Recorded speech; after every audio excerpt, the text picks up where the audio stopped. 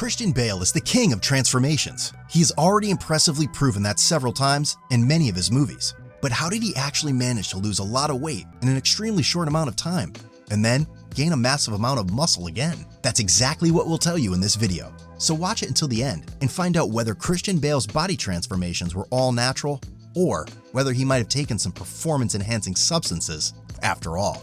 Before The Machinist in 2004, Christian Bale weighed 175 pounds at a height of 6 foot and starved himself for his role as the sleepless work machine Trevor Resnick until he only weighed 110 pounds. And 1 year later in Batman Begins, as Bruce Wayne, aka Batman, he suddenly weighed twice as much, 220 pounds. That's a weight gain of more than 100 pounds in 1 year, a significant part of which was also muscle mass.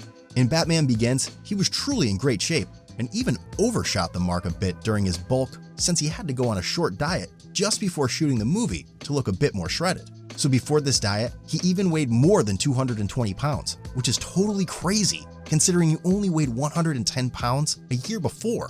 So it's probably not surprising to any of you that many people to this day think that Christian Bale must have clearly been taking gear back then to gain over 100 pounds of mainly muscle mass in a matter of 12 months. But has he actually? If we look at Christian Bale in even earlier films, such as A Midsummer Night's Dream in 1999 and American Psycho in 2000, we see that even then, he had a fairly trained body with single-digit body fat and therefore visible abs. And Christian Bale also mentioned in one of his interviews at the time that he had to work out hard for these two movies in order to actually achieve this form.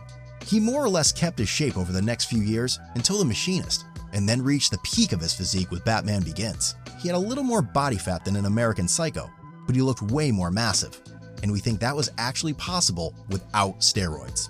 Because Christian Bale already had a pretty impressive body before The Machinist, and due to the famous muscle memory effect, muscles that you already had can be built up again relatively quickly, even after an extreme diet like the one Christian Bale did.